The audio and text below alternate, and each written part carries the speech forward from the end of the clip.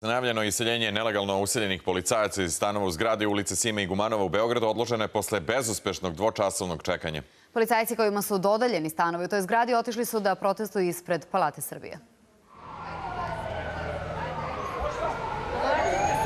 Opsada može da počne. Tu su ljudi u plavom, opštinski izvršitelji, čak i vatrogasci.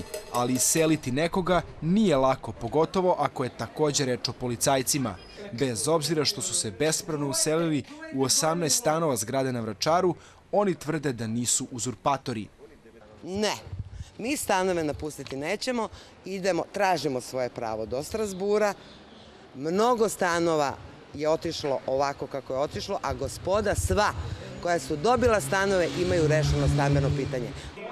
Vrata su zaključana i sada policija Vračara treba da odluči hoće li protiv svojih kolega primijeniti silu ili ne. Situacija se dodatno zakuvava kada nervno rastorena žena sa drugog sprata počinje da baca igračke svoje dece. U međuvremenu dolaze i porodice drugih policajaca koje imaju rešenje da se usele u stanove. Tražimo u stvari samo da se reši naše stanarsko pitanje na koje imamo pravo, da se poštuje odluka suda, da više ne doživljavamo ovako maltretiranje.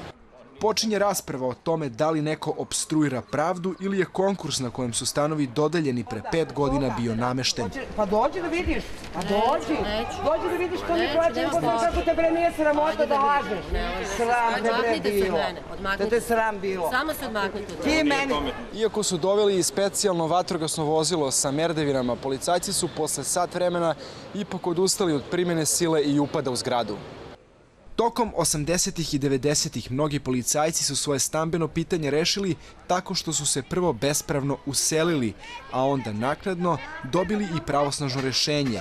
U ovom slučaju ta praksa je prekinuta jer su drugi policajci time oštećeni. Kako saznajemo, izvršitelji će se uskoro vratiti. Petar Gajić, Fox televizija.